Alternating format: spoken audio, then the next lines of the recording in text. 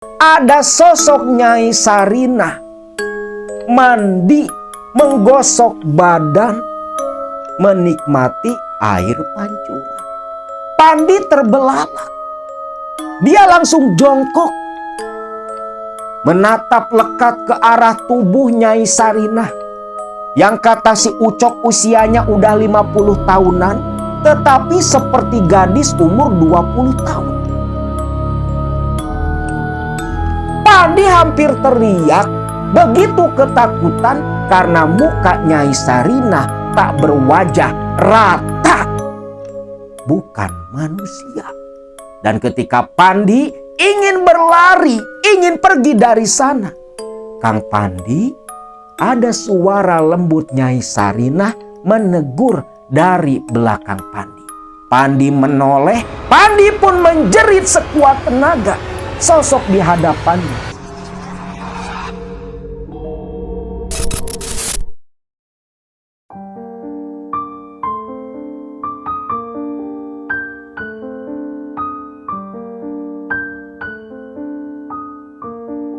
Assalamualaikum warahmatullahi wabarakatuh. Salam sejahtera buat semua Baraya KMS dimanapun kalian berada. Kisah kali ini menceritakan tentang perjalanan hidup seorang pedagang beras besar, seorang distributor beras di sebuah pasar di kota di daerah Jawa Barat. Kisah yang dibagikan oleh Mang Ucok, nama samaran, yang merupakan sahabat dari bos Pandi almarhum, yang dulu sepanjang perjalanan karir bisnisnya banyak peristiwa yang tak pernah bisa Mang Ucok lupakan selaku seorang sahabat yang masih dia ingat hingga saat ini di usia senjanya. Di tengah dia, Mang Ucok menikmati sisa hidup, menyaksikan dan merawat cucu-cucunya. Pandi, sahabat dari Mang Ucok. Pandi adalah seorang pedagang beras yang mempunyai lapak kecil di sebuah pasar. Pandi dan Ucok pada waktu itu di sekitar tahun 1980-an. Masing-masing sudah pada berumah tangga dan mempunyai anak. Pandi dan Ucok bersahabat dari semenjak mereka kecil. Kawan sepermainan sekaligus tetangga dekat di sebuah desa yang bernama Desa Sukarame. Dulu, di tahun 1980-an, antara 87-88, lagi marak-maraknya judi SDSB. Sumbangan dana sosial berhadiah, sebuah perjudian angka yang dilegalkan oleh pemerintah dan merupakan salah satu produk pemerintah Orde Baru di masa lalu. Waktu itu, judi SDSB dan sejenisnya begitu digemari masyarakat dari berbagai kalangan, dari kalangan atas hingga kalangan bawah, yang untuk makan sehari-hari pun napas mereka kembang kempis. Namun karena tergiur keuntungan instan yang begitu besar, seringkali mereka menyisihkan uang hanya untuk membeli tiket judi, lotre dan sejenisnya, berharap ada keajaiban yang mereka dapatkan. Berbagai cara orang-orang lakukan, bukan hanya menghitung rumus, meramal dan sejenisnya. Bahkan dulu yang namanya tempat-tempat keramat, baik hutan, kuburan, semua tak terasa seram lagi karena setiap malam sering banyak dikunjungi orang. Dukun-dukun begitu laku keras didatangi para pasien yang hanya sekedar meminta nomor, mencari wangsit, petunjuk, dan sejenisnya. Bahkan tak jarang, para tokoh agama, kiai-kiai pun jadi sasaran para penjudi ini yang sudah tak tahu malu meminta nomor togel, meminta nomor SDSB kepada para ulama. Kondisi itu betul-betul begitu memprihatinkan, membuat gejolak penolakan mulai bermunculan dari berbagai kalangan. Namun karena kuatnya pemerintah Orde Baru di masa lalu, gejolak-gejolak itu cepat diredam. Salah satunya Pandi dan Ucok. Mereka berdua ini para penjudi sejati. Kuburan, tempat keramat, bahkan sampai selokan, semua pernah mereka datangi, mereka kunjungi, sampai berdiam diri semalaman hanya demi mendapatkan nomor SDSB yang akan keluar di esok hari. Waktu itu, Pandi datang ke rumah Ucok, minta ditemani menemui seorang dukun yang katanya sakti dan bisa memberi nomor jitu. Namanya Pak Salim. Mang Ucok masih ingat dengan jelas saat itu. Sore hari Pandi datang ke rumah Ucok. "Cok, nanti malam anterlah." "Mau kemana, Pan?" "Biasa, datengin sesepuh, datengin dukun." Tuh dukun katanya punya nomor jitu. Siapapun yang pernah minta nomor ke sana pasti keluar. Hanya saja, cuman ada kesempatan satu kali dan tak ada kesempatan kedua. Jadi tiap orang itu cuman bisa datang sekali minta nomor ke Pak Salim. Waduh, yang bener, Pan. Bener. Ini infonya Palin. Yuk, nanti malam anterlah, ajak si Pandi. Ucok pun setuju, karena dia pun ya suka juga nyari nomor sama seperti Pandi. Hanya saja Ucok ini orangnya penakut. Kalau datangi tempat keramat, tempat-tempat angker, dia gak berani sendiri, selalu ajak kawan dan seringnya hanya menemani dan mengikuti Pandi.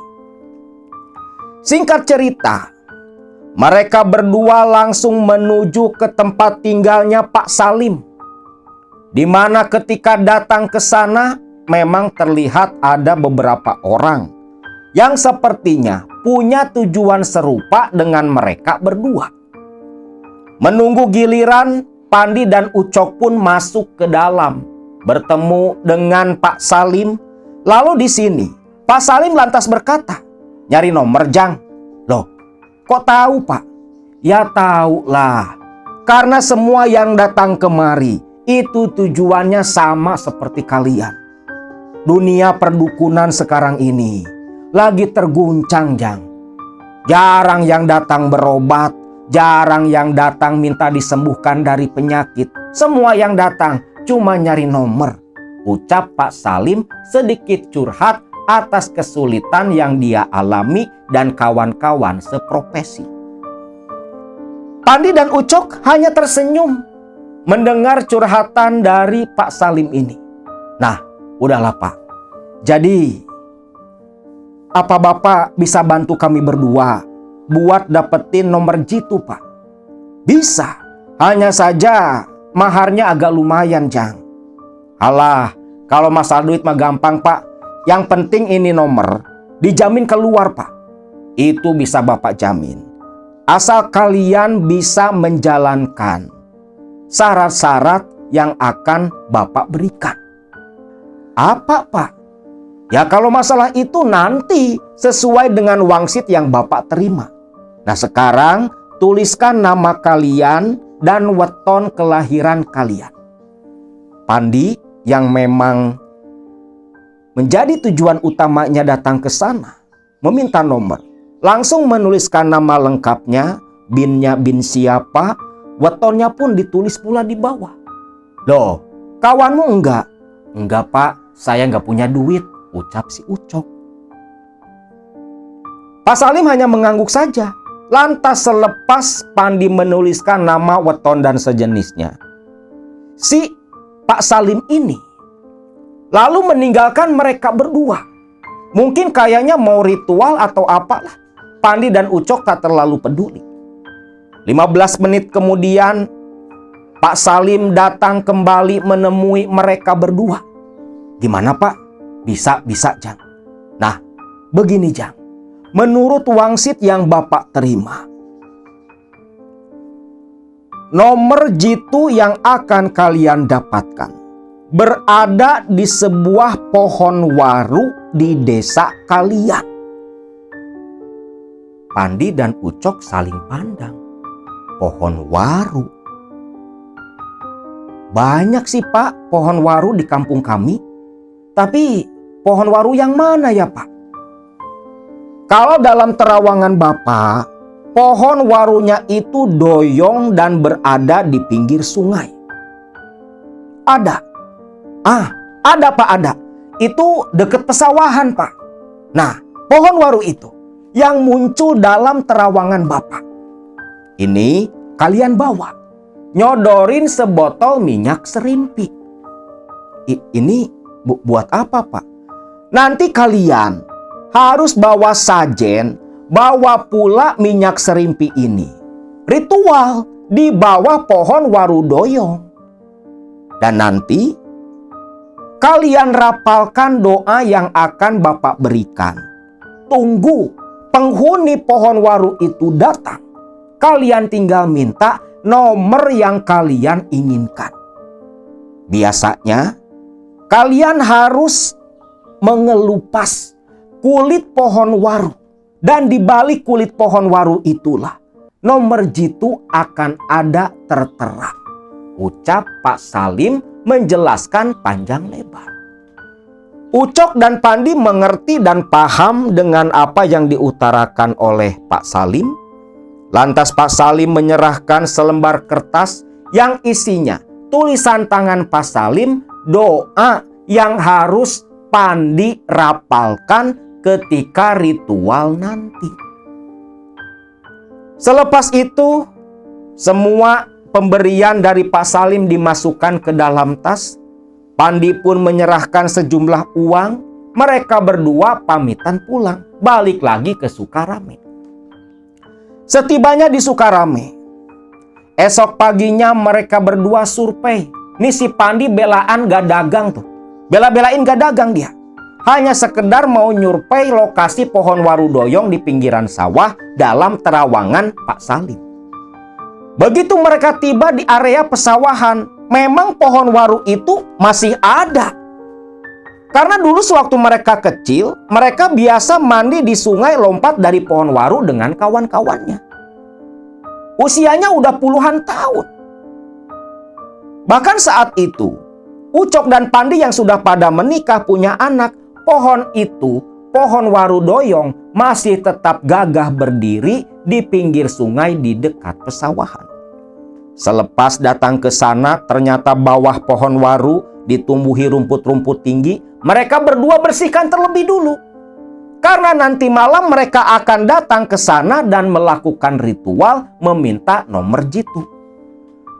Singkat cerita, sore hari sajen berupa kembang setaman, telur ayam kampung rebus, terus secomot nasi, yang biasa orang Sunda bilangnya nasi congcot, itu sudah tersedia komplit, termasuk minyak serimpi dan kemenyan madu cap 555. Dan malam harinya sekitar jam 8, Ucok dan Pandi berangkat berdua berjalan kaki, membawa senter yang nyalanya kekuningan, senter zaman dulu tuh, yang isinya baterai sampai 3-4 biji. Mereka berdua berjalan beriringan memasuki area pesawahan, berjalan di pematang sawah menuju pinggiran sungai yang begitu gelap karena rembulan dan bintang malam itu tertutup awan hitam. Ketika berjalan di pematang sawah pinggiran sungai, suara derasnya air terdengar jelas. Mereka berdua agak merinding sedikit ketakutan. Hawa tepat di bawah pohon waru doyong betul-betul terasa angker di malam hari. Karena memang pohon waru doyong seperti ini, mitos yang dipercaya oleh masyarakat adalah tempat favorit tinggal dan bermainnya sosok hantu yang disebut kuntilanak. Mereka duduk bersila di atas tanah di bawah pohon waru yang sudah mereka bersihkan tadi pagi. Sesaji semua disimpan tepat di sela-sela akar pohon waru yang besar.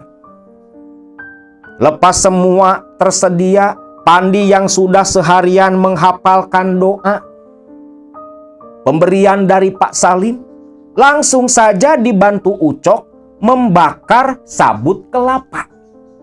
Ketika bara sabut kelapa menyala, menimbulkan arang, Pandi pun mulai menaburkan kemenyan madu yang sudah dia tumbuk ke atas bara arang dan lalu mulai memejamkan mata, ditemani Ucok di samping kirinya yang terlihat jelas begitu ketakutan sampai duduk mepet ke arah Pandi.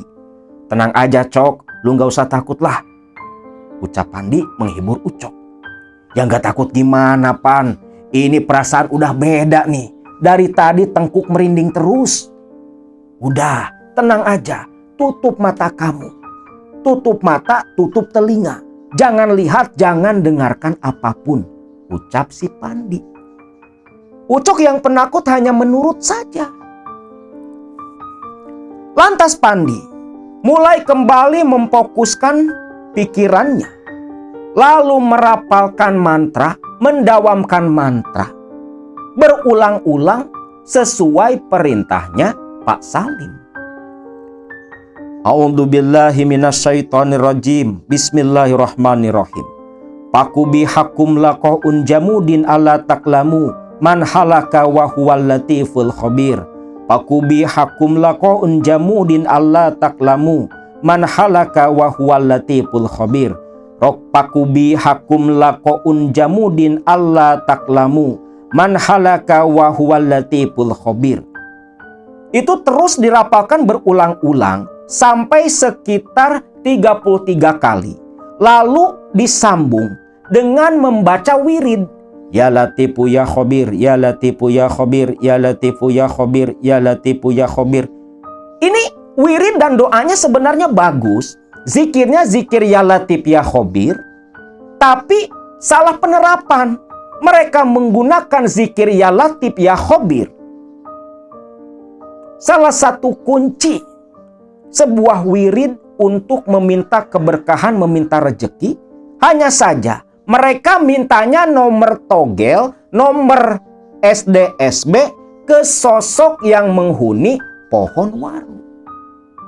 Pahala yang mereka dapat bukan dosa, karena kesesatan yang mereka lakukan.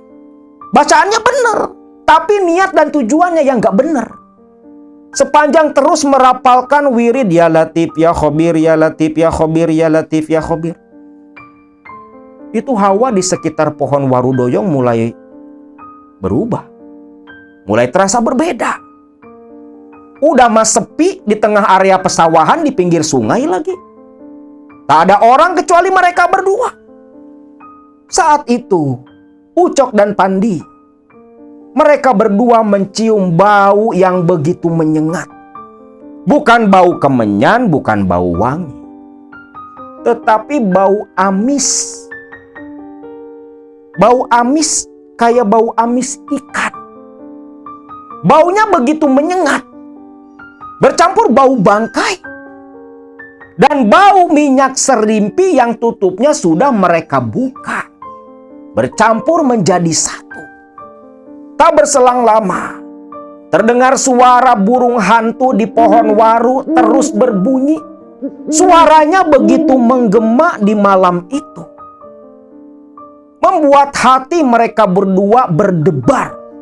Tapi di sini Pandi terus merapalkan wiridnya ya Latifu ya Khabir, ya Latifu ya Khabir, ya Latifu ya Khabir, ya Latifu ya Khabir. Selesai 100 kali, dibaca lagi tuh doa yang tadi, yang pertama. Tak berselang lama terdengarlah dalam pendengaran mereka berdua suara seperti kain terbang tertiup angin.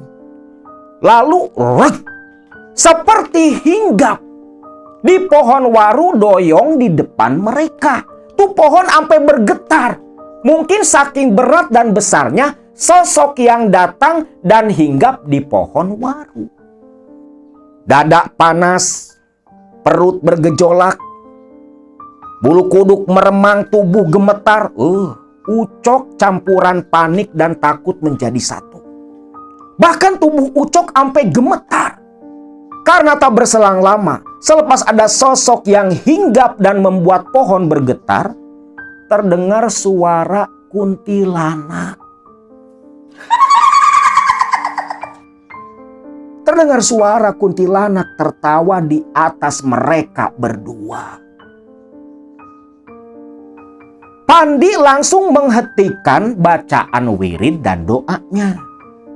Cok, pisau, ucap Pandi terbata-bata. Pandi juga sama takut. Karena ketika Pandi membuka mata, dia jelas melihat di pohon waru yang memang doyong ke selokan, ke sungai, itu Kunti duduk tepat di depan Ucok dan Pandi. Nah, di sini kuntilanak di hadapan Pandi. Ini kata cerita Mang Ucok ya. Itu bajunya kan putih, kusam, kumel, panjang, baunya apek. Namun yang aneh tak nampak ada kaki. Jadi kayak daster dijemur di pohon. Tapi seperti ada isinya, berwujud itu loh. Ucang-ucang, tapi nggak ada kaki yang terlihat. Baju tangannya nih, itu panjang menjuntai. Gak kelihatan ada jari, gak kelihatan ada kuku. Karena tertutup oleh tangan baju yang panjang itu. Dan kerjanya apa? Cuma nyiliksik. Mainin rambut yang udah gimbal, bau, gak pernah keramas. Baunya bukan main. Mang Ucok yang ketakutan, sampai mau pingsan.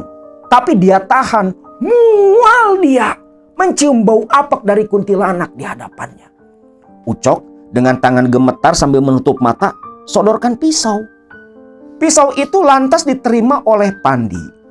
Lalu Pandi berkata, meminta agar sosok kuntilanak di hadapannya tak mengganggu dirinya. Dan mengabulkan permintaannya memberi nomor jitu agar mereka berdua bisa dapat uang banyak. Terus memohon-mohon ke si kuntilanak ini. Kuntilanak itu ya hanya tertawa sambil terus mainin rambutnya. Lalu Pandi dengan gemetar, dia pun mengelupas kulit pohon waru tepat di samping kuntilanak duduk. Lu bayangin, saking pengennya nomor, sampai kayak gitu si Pandi. Dikelupas sekitar 4 jarian tuh, berbentuk persegi. Lantas, kulit pohon waru itu dimasukkan ke dalam saku baju. Lalu Pandi mengambil botol minyak serimpi. Dia tutup perlahan sambil terus menundukkan kepala dan menepuk dengkulnya Ucok. Cok, mundur Cok, mundur. Ucok dan Pandi lantas perlahan mundur, lalu merangkak menjauh dari pohon waru. Dan sekitar 3 meteran dari pohon waru, mereka berdua baru mendongakkan kepala dan melihat langsung kuntilanak itu memakan sesaji yang mereka bawa. Seketika Pandi dan Ucok tak pikir panjang, lantas lari tunggang langgang, lompat ke pesawahan. Tubuh belepotan lumpur, namun mereka tak peduli. Takut kuntilanak itu mengejar, mengikuti mereka. Singkatnya, keluarlah dari area pesawahan. Dada udah pada panas, lari sambil ketakutan. Dengkul aja udah lemes. Mereka berdua pun duduk terdiam. Aduh, ampun Pan. Lain kali jangan sampai kayak gini Pan. Gak sanggup, ucap Ucok. Pandi hanya menyeringai karena dia pun sama takutnya. Udahlah Cok, ini kan cuman sekali Cok. Pak Salim gak mungkin akan ngasih kita cara lagi Cok. Kita buktikan Cok. Ini ada nomor apa kagak? Ucap si Pandi. Lalu kulit waru dari saku baju dikeluarkan. Minyak serimpi dibuka. Lalu si minyaknya ini dikucurkan ke kulit pohon waru. Kulit bagian dalam. Nah, ketika minyak serimpi dikucurkan, itu samar-samar Ucok dan Pandi melihat deretan angka. Pandi dan Ucok saling tatap keheranan, ternyata betul apa yang dikatakan Pak Salim. 4 angka muncul samar di kulit pohon waru yang sudah dikucuri minyak serimpi. 4 angka itu langsung dihafal oleh Pandi dan Ucok. Dan selepas hafal di luar kepala, kulit waru itu kembali ke semula. Mereka pun pulang, jalan agak santai karena tujuan mereka sudah tercapai. Nah, besok paginya langsung tuh ke kios yang jual nomor. Pandi dan Ucok langsung pasang 4 angka yang mereka dapat semalam. Lu tahu hasilnya berapa? Jutaan, kata Mang Ucok. Jutaan rupiah mereka berdua dapatkan. Namun ya karena uang hasil judi, uang yang mereka dapat itu tak bertahan lama. Ucok dan Pandi langsung membelanjakan uang itu, beli perabotan segala macam, sampai beli perhiasan. Namun ya karena kebiasaan berjudinya mereka, walau udah dapat uang banyak, uang itu yang sudah pakai beli emas segala macam dijual lagi pakai modal cari nomor lagi. Bukan hanya di waru doyong. Mereka berdua menurut Mang Ucok pernah pula datang ke seorang dukun di sebuah kampung yang cukup terpencil. Dukun itu menyarankan mereka untuk mencabut sebuah nisan dari orang yang mati setelah melahirkan. Saking nekatnya nih orang, Pandi dan Ucok jalanin tuh perintah si dukun. Nyari-nyari sampai dapat dari kampung sebelah. Tuh nisan kayu orang yang mati melahirkan, mereka ambil. Dibungkus kain kapan, dibawa pulang, masing-masing ngambil 1. Pandi 1, Ucok pun 1. Kan nisan itu ada 2. Kalau kuburan baru kan yang dari kayu, 1 yang ada tulisan, yang 1 enggak. Masalah ada tulisan atau enggak itu enggak berpengaruh, kata si dukunnya. Dan mereka harus meletakkan nisan kayu yang dibungkus kain kapan di bawah bantal. Yang terjadi 7 malam berturut-turut Ucok dan Pandi diteror sosok pocong tiada henti meminta mereka berdua mengembalikan nisan kayu miliknya. Nomor nggak dapat, apes mah iya. Sampai akhirnya mereka berdua karena ketakutan datang ke tempatnya Pak Salim. Loh, kan sudah Bapak bilang, Bapak cuma bisa ngasih nomor 1 kali. Gak bisa 2 kali. Aduh Pak, bukan masalah nomor Pak. Tolong kami Pak. Loh, memangnya kenapa? Ucok dan Pandi cerita perihal teror pocong yang menimpa mereka. Astagfirullahaladzim. Kenapa kalian senekat itu? Kalian bisa mati celaka diteror pocong itu. Jangan sembarangan. Maka dari itu Pak, tolong kami Pak, ucap Mang Ucok begitu mengibak. Akhirnya Pak Salim pun setuju dan mau membantu mereka. Lalu Pak Salim melakukan ruwatan kepada Ucok dan Pandi, memandikan mereka dengan air dari 7 mata air. Air-air itu dijampi, dirajah, didoakan. lalu digunakan untuk mensucikan tubuh Ucok dan Pandi agar lepas dari teror pocong yang nisannya mereka curi. Namun walau sudah kejadian seperti itu, Ucok dan Pandi tak pernah kapok. Tak pernah kapok sama sekali. Namun Mang Ucok, istrinya yang sudah tak tahan dengan kelakuan sang suami, marah sampai mengancam akan meminta cerai. Di sini Mang Ucok pun kalah karena istrinya ngancam mau cerai kalau Ucok gak berubah. Akhirnya Ucok pun berhenti bermain judi. Tapi Pandi masih tetap. Pandi ini memang betul-betul sudah kecanduan. Akhirnya Mang Ucok dia pun memilih kerja bangunan. Jadi kuli mengikuti salah satu saudara dari istrinya yang kebetulan di Jakarta sana jadi seorang pemborong dan sedang ada proyek besar.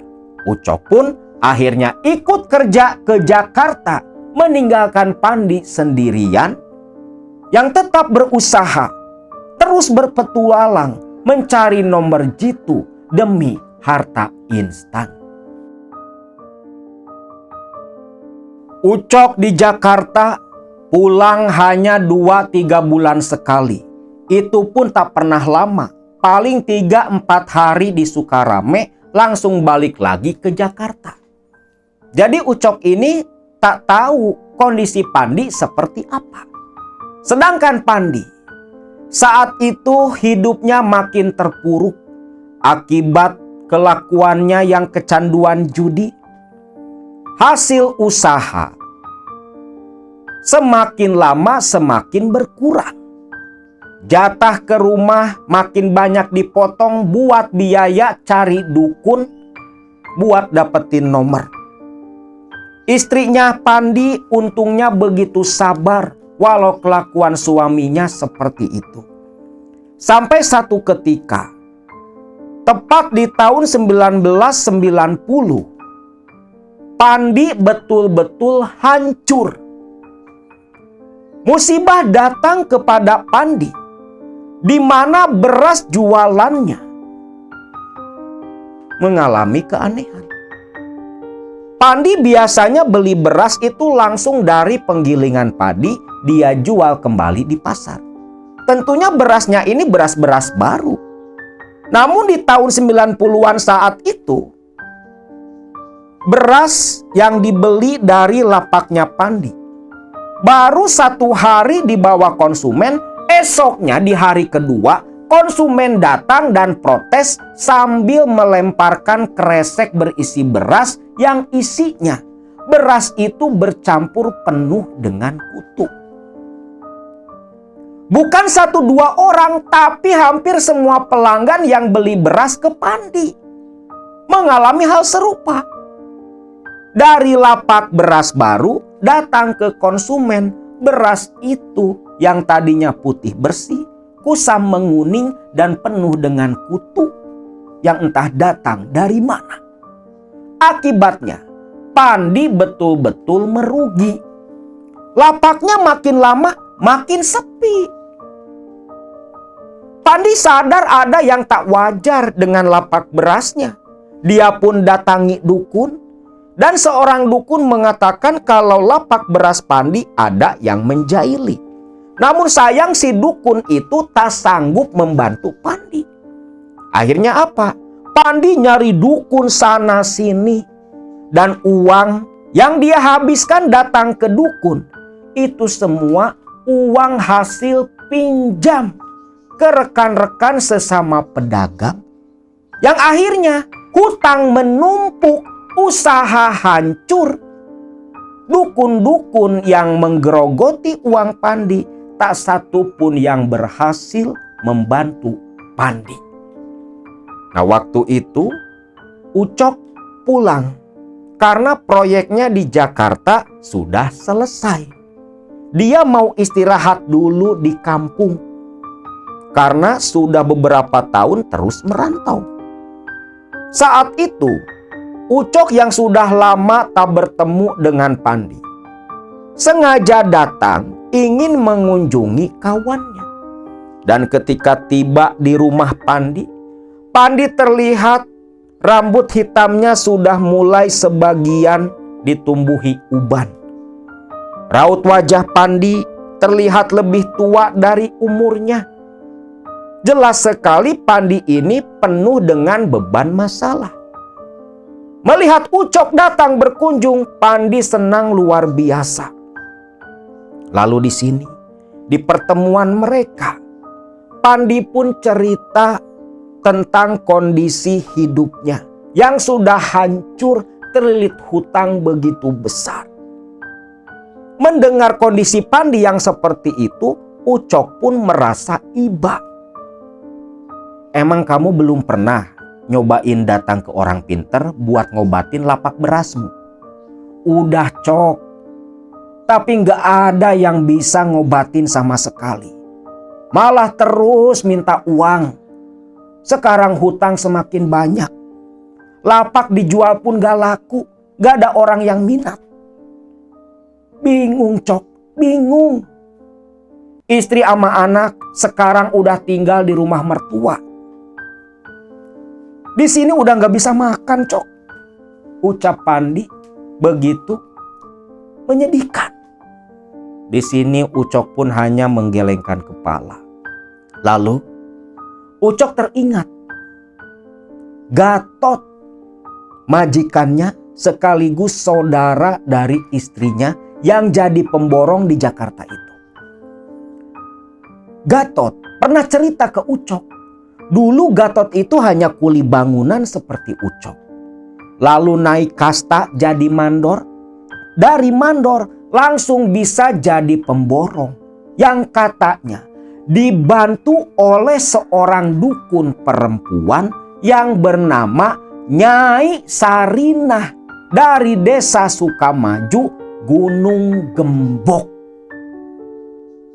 Hal itu pun Ucok ceritakan kepada Pandi. Nah, di sini Pandi tertarik karena bukti nyatanya sudah ada. Saudara Ucok yang tadinya kuli sekarang jadi seorang pemborong. Cok, tolong atuh Cok, anterlah. Pengen ketemu sama Nyai Sarinah. Kamu tahu alamatnya? Tahu, dikasih sama si Gatot. Emang kamu punya duit, Pan? Soalnya kata Kang Gatot, tuh Nyai Sarinah gak sembarangan. Memang dia bisa bantu sampai sukses, tapi semua memerlukan uang. Itu, Cok. Mana ada duit, Cok, ucap Pandi. Ya udahlah, kalau emang gak punya duit, masa duit gampang. Biar tak talangi dulu, ucap si Ucok. Pandi pun langsung tersenyum cerah dan mengajak Ucok lekas-lekas ke Sukamaju, ke daerah Gunung Gembok menemui Nyai Sarinah. Akhirnya ya mau gimana lagi? Ucok yang keluar duit, Ucok pula yang mesti nemani nganter si Pandi. Namun demi sahabat, apapun akan Ucok lakukan. Karena dulu sewaktu Ucok susah, Pandi yang bantu. Dan sudah tiba giliran Ucok yang membantu Pandi. 2 hari kemudian, Ucok pinjam motor salah satu tetangganya, menjemput Pandi sekitar jam 1 siang. Lantas dengan motor mereka boncengan langsung menuju desa Sukamaju yang hanya berbeda kecamatan dan masih satu kota dengan mereka. Desa Sukamaju, konon kata Mang Ucok ini tepat berada di bawah kaki Gunung Gembok. Disebut gunung tak terlalu tinggi, lebih layak disebut sebuah bukit. Hanya saja sekarang ini Gunung Gembok, bukit itu, kata Mang Ucok sudah rata, dikeruk, dijadikan pemukiman. Jadi sudah nggak ada zaman saat ini Gunung Gembok tempat tinggal si Nyai Sarinah di masa lalu. Singkatnya nih, sekitar jam 5 sore, karena memang begitu jauh dari tempat tinggal mereka di Sukarame. Jam 5 sore baru tiba di daerah desa Sukamaju. Rumah-rumah di sana ya sama seperti di Sukarame, kebanyakan masih berupa rumah-rumah panggung. Lalu di sini diarahkan oleh seorang warga, Ucok dan Pandi langsung menuju ke rumah Nyai Sarinah yang memang letaknya tepat di bawah Gunung Gembok. Gunung Gembok saat itu masih berupa hutan belantara. Tiba di sana, ada sebuah rumah kayu berbentuk panggung yang sederhana namun terlihat begitu asri, dengan sebuah rumah kecil yang tepat berada di samping kanan rumah utama. Menurut warga yang mengantar mereka, hanya Nyai Sarinah lah yang tinggal di sekitar situ. Dulu masih jarang-jarang satu rumah ke rumah lain itu terhalang 1-2 blok kebun warga. Bertamulah mereka berdua dan alangkah terkejutnya ketika pintu dibuka, sosok wanita muda menyambut Ucok dan Pandi. Permisi, teh, Nyai Sarinahnya ada? Ada, ucap perempuan itu. Saya sendiri. Hah? Gak mungkin, ucap Ucok keceplosan. Loh, kenapa? Enggak Nyai, enggak. Karena setahu Ucok dari cerita si Gatot, saudaranya, Nyai Sarinah itu usianya sudah sekitar 50 tahunan. Tapi yang muncul di depan mereka berdua, perempuan sekitar usia 30 tahunan. Tak jauh berbeda dengan Pandi dan Ucok. Bahkan dari wajah dan perawakan terlihat lebih muda lagi. Ya kayak perempuan umur 20-an. Cantik, kenceng badannya, pakai kebaya warna kuning dan mempersilahkan mereka berdua masuk ke dalam. Di sini Pandi ceritakan apa tujuannya datang menemui Nyai Sarinah. Semua dia jelaskan tentang kesulitan yang dia alami, termasuk lapaknya yang katanya dijaili orang. Nyai Sarinah tersenyum menganggukkan kepala di sela mendengarkan penjelasan dan cerita dari Pandi. Ucok hanya diam memperhatikan, sesekali menghisap rokok kretek yang dia bawa. Lepas selesai Pandi bercerita berkeluh kesah, Nyai Sarinah berkata, "Gampang, saya bisa bantu, tapi bukan malam ini." Loh, terus kapan Nyai? Ritual bisa dilakukan esok malam. Kalian kan gak bawa syaratnya, gak bawa sesaji, dan tentunya belum tahu kan? Iya Nyai. Jadi bagaimana Nyai? Nah di sini Ucok udah paham nih. Gini Nyai. Kami minta semua beres aja Nyai. Kira-kira berapa? Untuk keperluan sesaji dan sejenisnya Nyai. Untuk kebutuhan kawan saya ritual nanti. Nyai Sarinah tersenyum manis, lantas menyebutkan senilai angka. Yang tentunya uang itu sudah Ucok sediakan. Uang itu pun lantas diserahkan kepada Nyai Sarinah. Karena hari yang sudah gelap, Nyai Sarinah pun menyuruh mereka berdua menginap di sana, tinggal di rumah kecil sebelah rumah utama yang memang dikhususkan untuk para pasien ataupun tamu yang datang ke sana. Ucok dan Pandi setuju. Mereka berdua diantar Nyai Sarinah ke rumah kecil berupa rumah panggung pula. Nyai Sarinah meninggalkan mereka, menyuruh mereka berdua istirahat, dan esok pagi Nyai Sarinah akan mengumpulkan semua keperluan ritual untuk membantu Pandi yang sedang dalam kesulitan.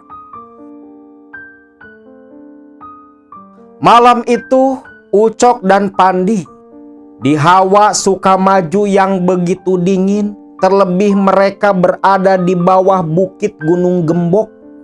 Pandi dan Ucok di rumah kayu kecil itu tertidur begitu lelap. Tengah malam, Pandi terbangun ingin buang air besar. Pandi pun bergegas keluar membuka pintu, turun dari rumah panggung kecil, menuju ke belakang rumah Nyai Sarina, yang di sana terdapat sebuah kolam dan pemandian dengan air pancuran yang begitu jernih. Zaman dulu kan jarang orang punya WC di rumah. Nah, Nyai Sarina itu untuk keperluan mandi, MCK dan sejenisnya, itu di kamar mandi kayu di atas kolam ikan. Jadi kalau BAB itu langsung dimakan ikan di sana. Itu di kampung-kampung umum ya zaman dulu. Tempat akan pun sama. Pandi berjalan menuju ke kolam pancuran di belakang rumah Nyai Sarina. Ketika berjalan perlahan, suara air pancuran terdengar begitu jelas. Tubuh Pandi menggigil kedinginan.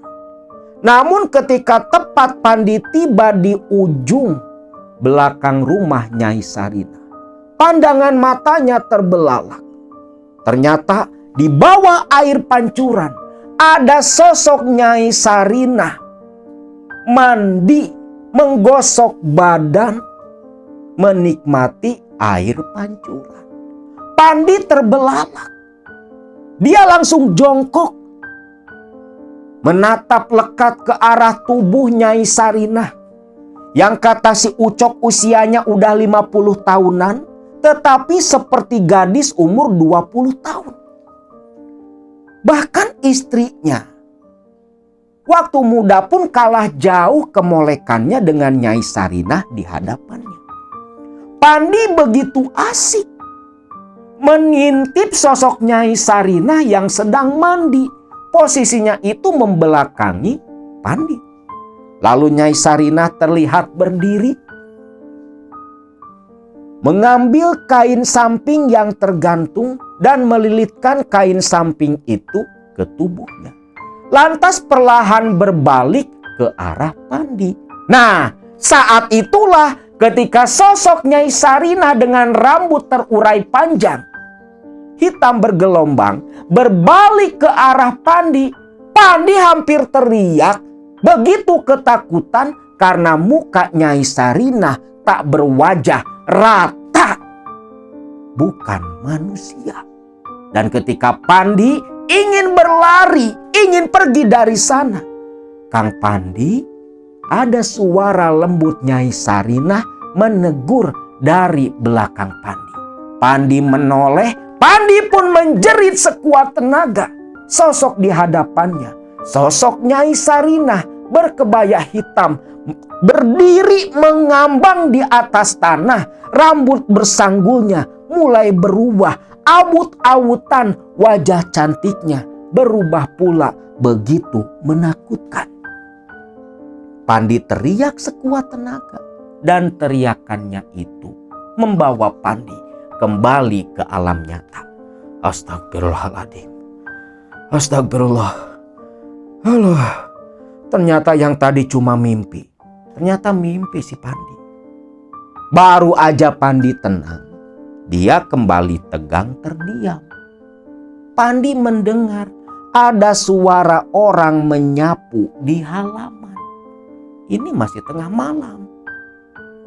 Lalu tercium bau kembang melati yang begitu pekat. Bulu kuduk Pandi meremang. Namun rasa penasaran lebih kuat dalam hati. Pandi lantas mengintip lewat celah dinding anyaman bambu. Ketika mengintip keluar, Pandi melihat sosok Nyai Sarina berkebaya hitam sedang menyapu di halaman, sama persis penampilannya seperti dalam mimpinya Pandi. Ketika Pandi terus fokus mengintip dari celah dinding anyaman bambu, saat itulah Pandi langsung menutup mulut, hampir teriak keras. ketika melihat wujud sosok Nyai Sarina berubah begitu menakutkan. Pandi langsung mendekat ke arah Ucok, menutup tubuh dengan selimut. Tidur telungkup di samping Ucok yang begitu lelap. Dia begitu ketakutan, tak berani bangun sampai terdengar suara azan. Pandi berani membuka selimut yang menutup tubuhnya karena Ucok bangun terlebih dulu dan mengguncang tubuh Pandi. Nah, di sini Pandi pun cerita apa yang dia alami semalam kepada Ucok. Ucok mengernyitkan kening, setengah tidak percaya dengan cerita Pandi. Namun dari wajah Pandi yang terlihat serius dan penuh rasa takut. Udah. Nanti kita tanyakan ke Nyai Sarina. Nah, singkat cerita, pagi hari mereka berdua ini kan dipanggil. Diajak sarapan bersama oleh Nyai Sarina. Dan di saat sarapan inilah Pandi bertanya kepada Nyai Sarina tentang peristiwa semalam yang Pandi alami. Nyai, sebenarnya yang semalam itu betulan nyata. Dan mereka siapa, Nyai? Nyai Sarina tersenyum. Senyumnya begitu manis. Lantas dengan suara yang begitu lembut, Nyai Sarina berkata, kalau sosok yang Pandi temui, baik yang di pancuran dalam mimpi dan yang menyapu di halaman, itu adalah para lelembutan dari Bukit Gunung Gembok yang selama ini setia menjadi pengikut Nyai Sarina. Selepas selesai sarapan, Ucok dan Pandi mandi di air pancuran belakang rumah Nyai Sarina dan menghabiskan seharian itu untuk beristirahat. Sedangkan Nyai Sarina pergi katanya mencari keperluan untuk ritual nanti malam. Singkat cerita, lepas maghrib, Ucok dan Pandi dibawa Nyai Sarina menuju Bukit Gunung Gembok. Mereka berjalan menyusuri aliran sungai kecil yang airnya begitu jernih dan menjadi sumber air utama warga Sukamaju, termasuk ke pancuran rumahnya Nyai Sarina. Menurut Nyai Sarina, Pandi akan dimandikan terlebih dulu di 7 pancuran Gunung Gembok. Dan pancuran itu berada di sepanjang aliran sungai kecil. Ketika tiba di pancuran pertama, Nyai Sarina lentakkan sepincuk kembang setaman. Lalu Pandi disuruh mandi di sana sambil merapalkan mantra yang sudah diajarkan Nyai Sarina di rumah. Dan terus seperti itu sampai pancuran ke-7. Selepas selesai ritual mandi di 7 pancuran, Pandi dan Ucok dibawa Nyai Sarina berjalan di jalanan setapak masuk ke dalam hutan lebat Gunung Gembok. Di hutan lebat itu, akhirnya mereka tiba di sebuah saung. Nyai Sarina pun mengajak Ucok dan Pandi istirahat di sana. Kita istirahat sebentar di sini. Dicek kembali sesajinya, takut ada yang kurang, takut ada yang ketinggalan, ucap Nyai Sarina. Lalu Pandi bertanya, Nyai, apa tempatnya masih jauh? Tidak terlalu jauh. Di depan sana ada pohon besar dan disitulah tempat ritual akan dilakukan. Kang Ucok tunggu saja di saung. Karena nanti selepas selesai mengantar Kang Pandi, saya pun akan menunggu di sini pula, ucap Nyai Sarina. Jadi si Pandi nanti ritualnya sendiri.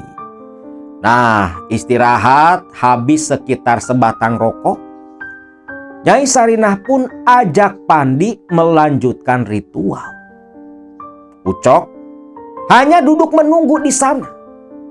Sampai tibalah mereka berdua, Pandi dan Nyai Sarina, di dekat sebuah pohon yang begitu besar, entah pohon apa. Pandi nggak tahu. Namun yang jelas, Di bawah pohon itu ada batu-batu datar yang tertata begitu rapi. Sepintas menyerupai altar, sepintas terlihat seperti ranjang batu. Nyai Sarinah tak banyak bicara. Dia hanya berkata, "Ingat, selama semedi di tempat ini, jangan sekali-kali menyebutkan nama Tuhan dan sejenisnya. Tinggalkan agama, tinggalkan imanmu mulai sekarang. Ini ritual pesugihan," ucap Nyai Sarinah. Pandi pun mengangguk paham. Lantas Nyai Sarinah meletakkan sesaji di atas batu datar. Dibantu Pandi mulai membakar kemenyan. Nyai Sarinah pun membuka ritual malam itu. Selepas membuka ritual, Nyai Sarinah berbalik dan meminta Pandi agar duduk semedi di sana. Sambil berpesan, apapun yang dilihat dan terjadi nanti, Pandi nggak boleh teriak apalagi lari. Karena itu bisa membatalkan semua ritual yang sudah Pandi jalani. Lantas di sini, Nyai Sarinah pergi meninggalkan Pandi sendirian duduk bersila di batu datar di bawah pohon besar. Di saung, Ucok hanya duduk menunggu sambil terus menghisap rokok. Si Pandi lagi ngapain ya? Enak dia berduaan sama Nyai Sarinah. Lah, di sini cuma sama nyamuk, ucap Ucok. Ya namanya di hutan, nyamuk kan kebayang kayak gimana. Tak berselang lama, Ucok mencium bau minyak melati, minyak khas yang digunakan Nyai Sarinah. Baunya begitu wangi. Bau si Nyai, ucap Ucok. Yang ternyata betul, tak berselang lama muncul sosok Nyai Sarinah dengan kebaya hitamnya, berjalan mendekat ke arah saung, lantas duduk, menoleh tersenyum dan diam tak berbicara. Membuat suasana di antara Ucok dan Nyai Sarinah terasa begitu canggung. Ucok hanya terus merokok sambil menatap ke arah Nyai Sarinah. Dalam hati, nih si Nyai bener-bener awet muda. Usianya udah 50 tahun, tapi tubuhnya betul-betul gila, ucap si Ucok. Dalam hati nggak berani dong kalau ngomong di lisan. Ini Nyai Sarinah entah punya ilmu apa, usia 50 tahun, tapi tubuhnya ya begitu muda. 20-30 tahunan lebih muda dari usia sebenarnya. Ya sebenarnya kalau Akang pribadi sih nggak aneh. Karena kata cerita ibu sama bapak ya, itu uyutnya mamah Akang di usia ke 100 tahun itu tetap muda. Bahkan nggak ada selembar pun uban di rambutnya. Entahlah orang tua zaman dulu punya amalan apa, ilmu apa sampai bisa awet muda seperti itu. Wallahualam, Akang pun nggak tahu. Nah, ketika sedang menikmati pemandangan indah di hadapannya, "Jangan macem-macem tok Kang," ucap Nyai Sarinah. Ucok pun terkejut. Nih Nyai Sarinah kayaknya tahu pikiran liar di kepalanya Ucok. "Aduh, maaf Nyai, maklum." "Tak maklumi," ucap Nyai Sarinah. Lantas di sini Ucok memecah kecanggungan. Dia pun menanyakan apa yang sedang Pandi lakukan. Di sini Nyai Sarinah pun berbalik menghadap Ucok dan mengatakan kalau Pandi sedang semedi menjalani ritual untuk menyelesaikan semua masalah Pandi. Ucok sendiri nggak paham ini ritual apa sebenarnya. Pesugihankah? Atau apa itu? Ucok nggak tahu. Karena Nyai Sarinah bungkam. Tak mau menceritakan ritual yang sebenarnya. Nah di sini keanehan terjadi. Dari napas mulutnya Nyai Sarinah yang memang berbau wangi, itu kan menerpa ke wajah Ucok. Aneh, rasa kantuk langsung datang. Mata kelopak terasa berat. Sampai Ucok pun akhirnya tertidur lelap di dekat Nyai Sarinah yang menatap tersenyum kecil sambil memalingkan wajah. Ucok tengah malam terbangun. Dia terbangun karena mendengar suara rintihan menggema di hutan Gunung Gembok. Loh, astagfirullahaladzim. Itu suara apa?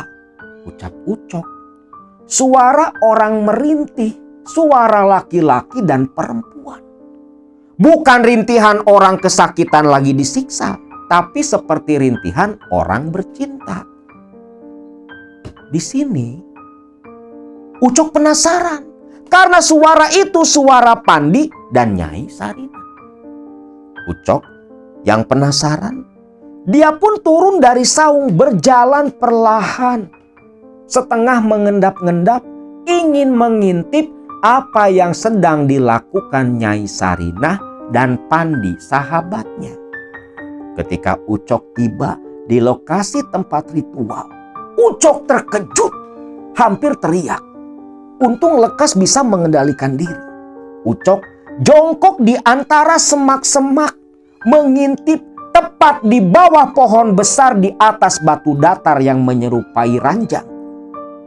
Pandi yang tidur telentang dan terus mengerang, ditunggangi oleh sosok Nyai Sarinah yang sama tak berbusana dan terus mengayuh kenikmatan. Di sini Ucok terbelalak, memuji keberuntungan Pandi sampai bisa menikmati perempuan secantik Nyai Sarinah. Di sini kan Ucok lupa kalau Nyai Sarinah itu sebenarnya nenek tua. Fisiknya aja yang terlihatan awet muda. Nah, di sini Ucok yang begitu asik mengintip Nyai Sarinah yang terus memacu kuda yang merupakan Pandi. Tiba-tiba sosok Nyai Sarinah ini menoleh ke arah tempat Ucok bersembunyi. Dan saat itulah Ucok menyaksikan dengan matanya sosok Nyai Sarinah yang cantik jelita mulai berubah. Rambut hitam terurainya mulai menyusut putih uban semua.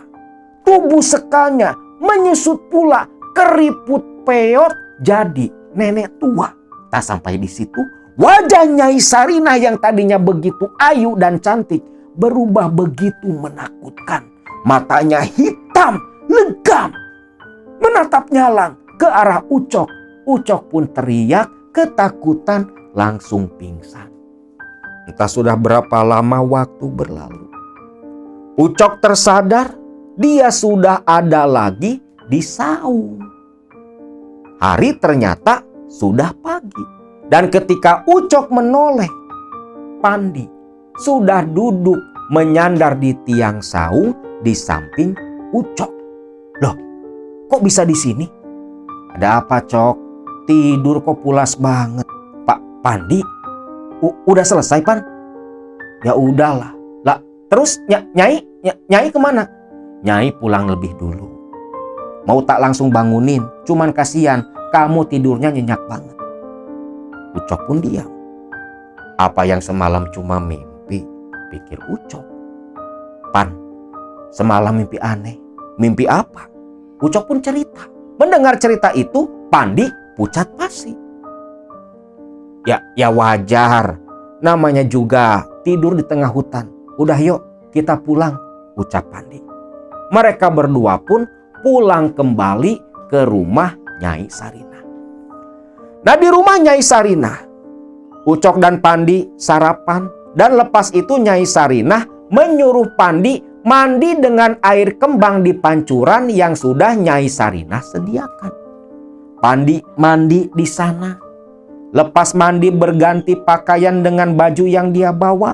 Lalu Nyai Sarinah menyerahkan sesuatu dalam buntalan kain putih kepada Pandi yang entah isinya apa.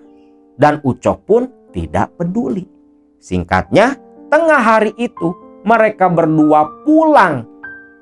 Pamitan kepada Nyai Sarinah, balik lagi ke Sukarame, tempat tinggal mereka berdua. 2 minggu pasca mengantar Pandi ritual di Gunung Gembok, dibimbing Nyai Sarinah. Ucok kedatangan tamu yang tak lain adalah Gatot. Di mana waktu itu Gatot datang berkunjung ke rumahnya Ucok, ajak Ucok bekerja. Ada proyek di daerah Surabaya. Cuman agak lama nih. Paling Ucok bisa pulangnya 6 bulan ke depan. Karena proyek ini begitu penting dan harus lekas selesai. Nah, di sini Ucok yang memang bosan menganggur di kampung, hanya sesekali bermain dan datang ke tempat Pandi. Memang katanya Pandi ini waktu itu pasca dari rumah Nyai Sarinah, usaha jualan berasnya sudah mulai pulih, walau belum terlihat berkembang pesat. Tapi setidaknya beras udah nggak lagi penuh kutu. Jadi udah bisa jalan lagi tuh usahanya si Pandi. Ucok pun berangkatlah dengan Gatot ke Surabaya. Waktu berlalu 6 bulan di Surabaya, Gatot kena masalah, proyek dihentikan, Ucok pun pulang ke Sukarame.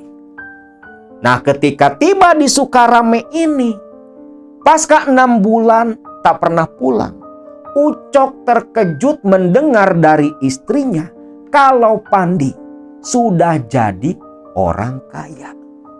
Selama 6 bulan, Pandi perkembangan usahanya luar biasa.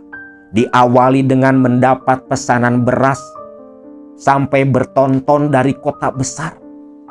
Yang dulunya cuma lapak kios yang kecil.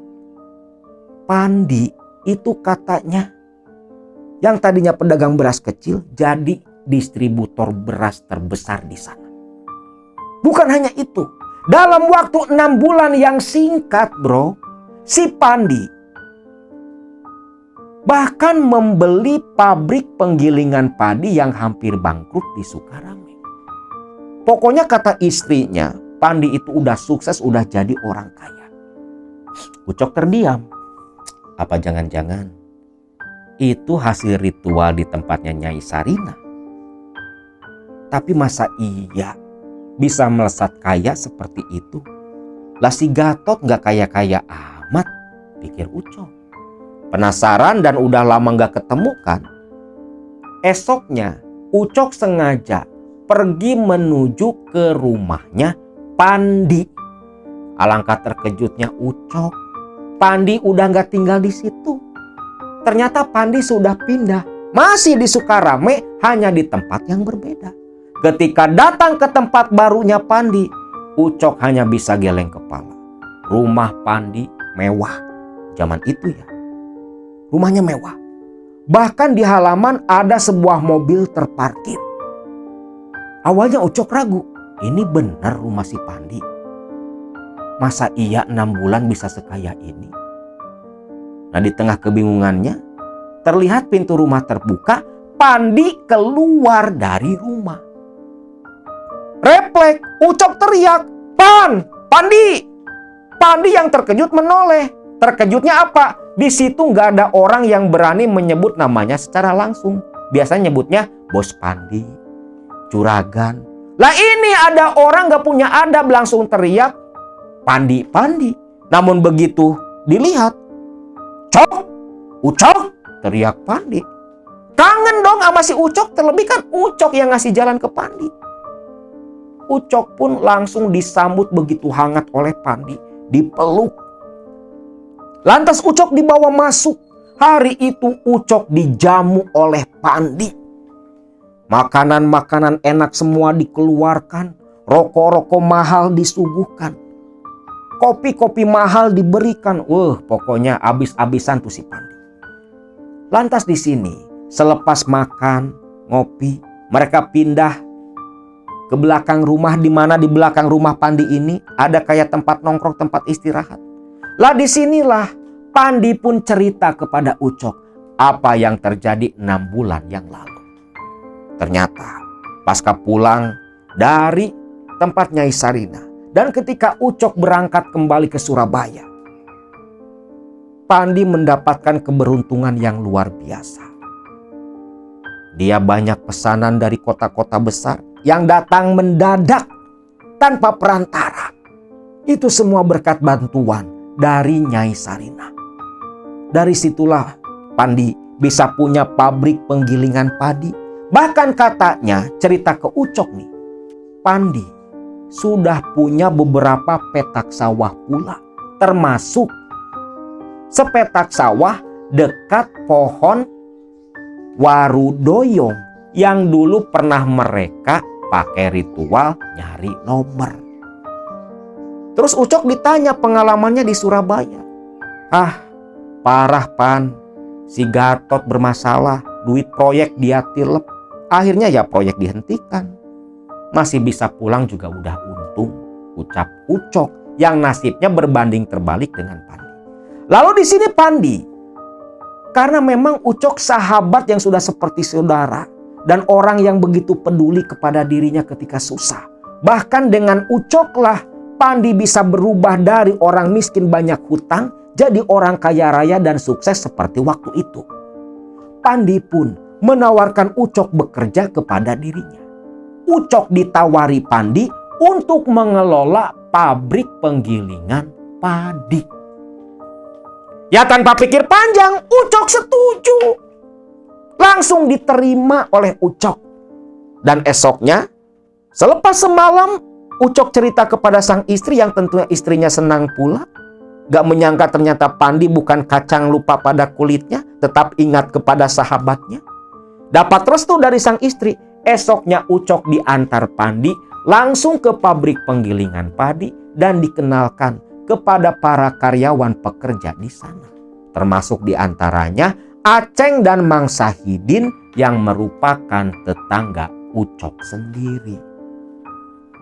Resmilah saat itu, Ucok jadi penanggung jawab dan pengelola pabrik penggilingan padi milik Pandi serta sawah-sawah milik Pandi sendiri. Nah di sini Ucok pun agak terkejut. Di mana Pandi selain menyuruh Ucok mengelola pabrik penggilingan padi dan sawah-sawah milik Pandi, Pandi pun berpesan kepada Ucok, Cok, ada satu hal yang harus kamu lakukan. Apa, Pan? Cok, setiap malam Jumat, tolong kamu sediakan sesaji. Letakkan di dekat mesin penggilingan padi. Loh, buat apa? Itu perintah Nyai Sarinah. Berhubung sekarang kamu yang ngelola, kamu saja yang lakukan. Dan jangan lupa, di setiap petak sawah milikku, kau letakkan pula sesaji yang sama. Waduh, terus duitnya? Alah, duit tinggal motong aja dari duit pabrik. Atur-atur aja, Cok. Ya udahlah, gak apa-apa, ucap si Ucok. Walaupun merasa janggal ya, tapi karena itu perintah dari Pandi dan merupakan perintah Nyai Sarinah, Ucok ya tetap menerima. Akhirnya ya tiap malam Jumat Ucoklah ngasih sesaji di dekat mesin penggilingan padi. Selepas di mesin penggilingan padi, pabrik ditutup, Ucok menuju ke pesawahan. Setiap petak sawah milik Pandi semua dikasih sesaji pula setiap malam Jumat. Namun di sini anehnya, para petani yang mengolah dan menggarap sawah milik Pandi tak pernah ada yang geger melihat sesaji di sana. Seolah mereka ini gak melihat sama sekali. Waktu pun berlalu. Satu ketika nih, Ucok waktu itu tengah sibuk di dalam pabrik penggilingan padi. Karung demi karung gabah terus berdatangan. Waktu itu memang lagi musim panen.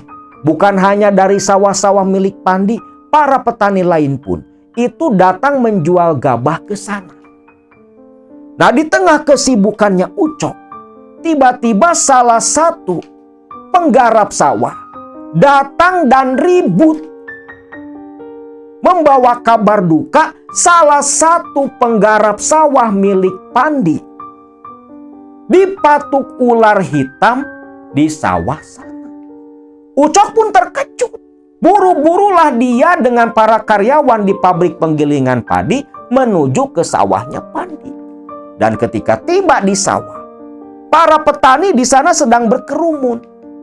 Saat Ucok datang menembus kerumunan, orang yang terpatuk ular hitam yang bernama Udin dari kampung sebelah, salah satu pengolah sawah pandi, sudah mati tak tertolong. Dan yang membuat Ucok kebingungan, yang dipatuk jempol kaki, namun yang biru lebam di bagian dada. Di sini Ucok mulai curiga. Waduh, jangan-jangan nih si Udin dijadiin tumbal. Ah, bodoh amat, pikir Ucok. Maksudnya dia nanti mau coba tanyakan ke Pandi.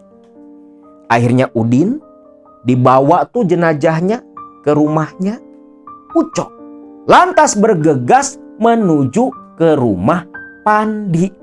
Namun ketika tiba di rumah Pandi, istrinya Pandi berkata kalau Pandi sudah 2 hari pergi ke Sukamaju menemui guru spiritualnya.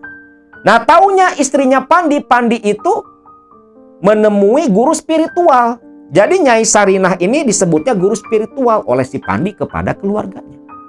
Sedangkan Ucok mendengar Pandi pergi menemui Nyai Sarinah sudah 2 hari nggak pulang.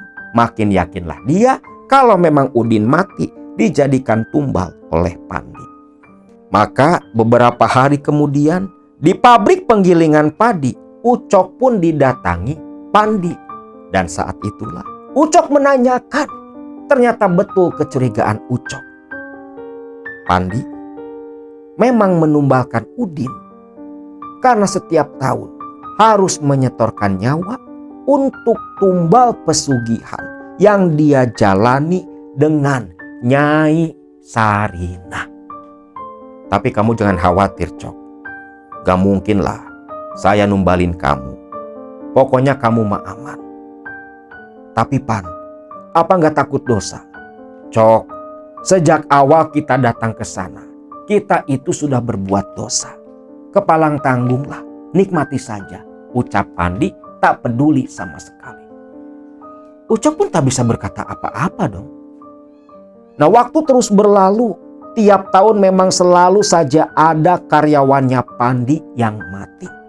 Baik yang kerja di tempat beras di pasar, orang gudang, penggarap sawah. Bahkan ada 2 orang karyawan penggilingan padi yang dikabarkan mati. Dan semua yang mati itu, Ucok paham betul semua adalah tumbal-tumbalnya Pandi.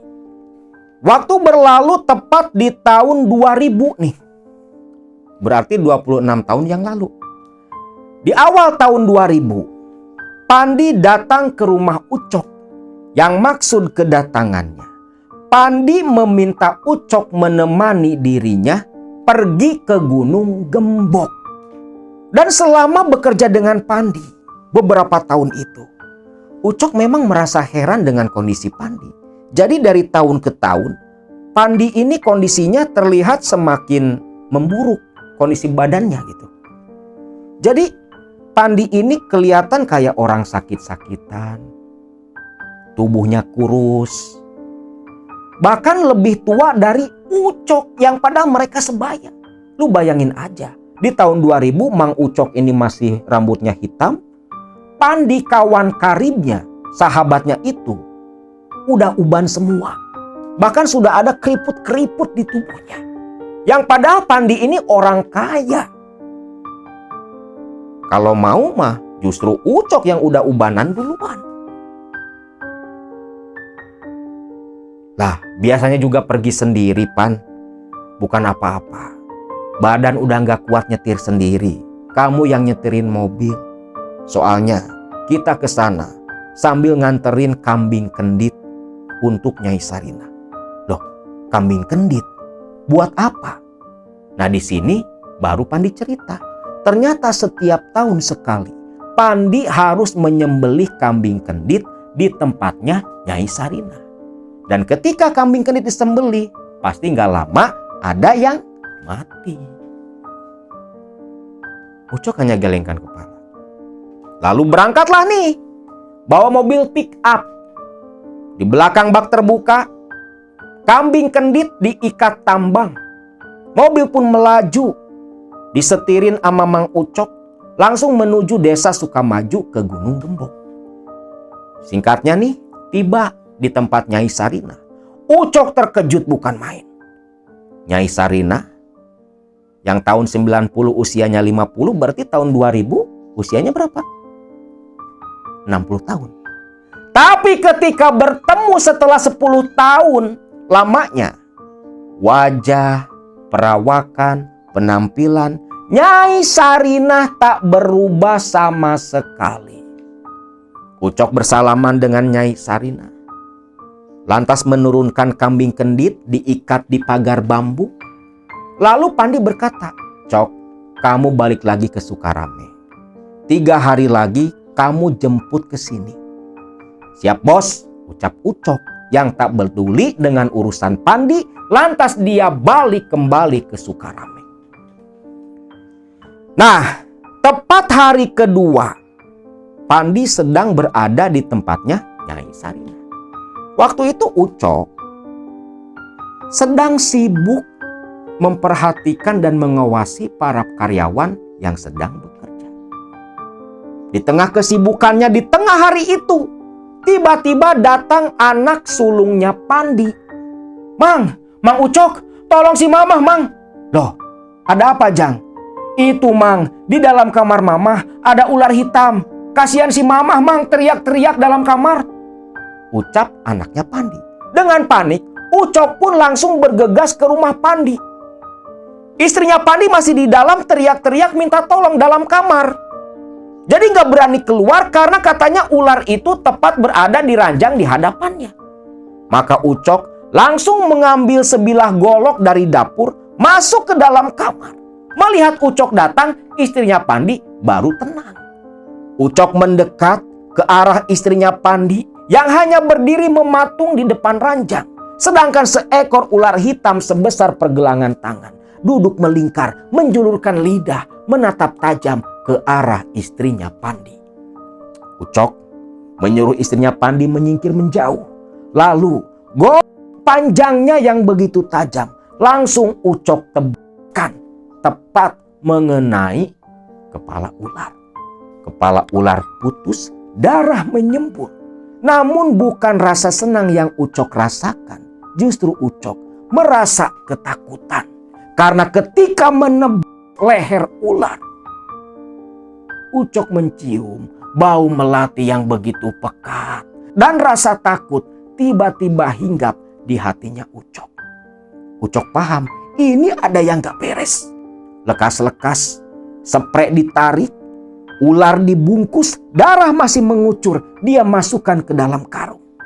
Lalu Ucok membawa karung berisi ular yang sudah dia tebas. Dibawa keluar dari rumah tempat tinggal Pandi.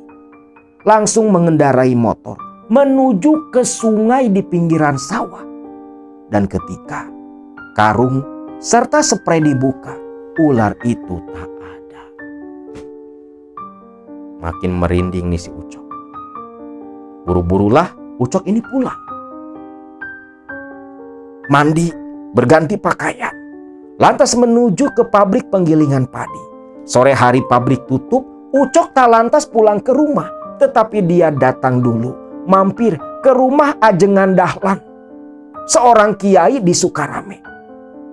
Ucok cerita apa yang dia alami perihal ular hitam yang tiba-tiba bangkainya menghilang.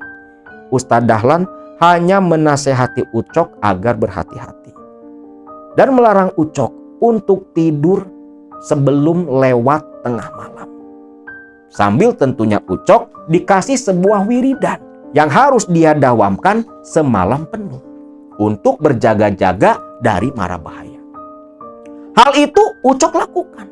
Dan besoknya, sesuai perintah Pandi, Ucok pun lantas pergi ke Sukamaju ke Gunung Gembok menjemput Pandi. Namun baru masuk ke Sukamaju, mampir ke warung, di situ Ucok bertemu Pandi. "Loh, bos, kok di sini?" "Ya, soalnya kata Nyai disuruh langsung pulang." Terlihat nih kondisi Pandi nggak baik-baik aja nih. Kondisinya terlihat begitu lemah. Sampai masuk ke mobil pun dibantu oleh Ucok. Lalu ketika di perjalanan pulang kembali ke Sukarame, di sini Pandi berkata, "Cok, kalau satu saat nanti saya mati, saya titip anak dan istriku.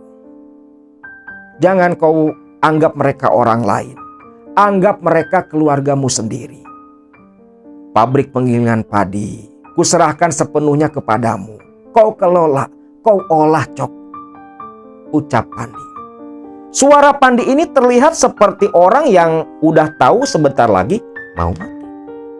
Sedangkan Ucok menganggap ucapan Pandi hanya sekedar candaan saja. Hari-hari berjalan seperti biasa. Waktu itu 1 minggu pasca menjemput Pandi. Ucok malam itu di ruang tamu sedang dipijit oleh istrinya. Di tengah Ucok menikmati pijitan sang istri, terdengar suara orang berlari dan teriak manggil-manggil Ucok. Ternyata yang datang itu si Aceng, karyawan anak buah Ucok di pabrik penggilingan padi. Aceng datang ke sana, ke rumahnya Ucok, mengabarkan kalau Pandi meninggal dunia.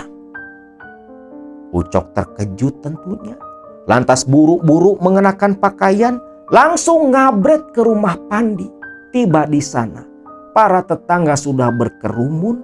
Istri dan anak Pandi menangis di dalam.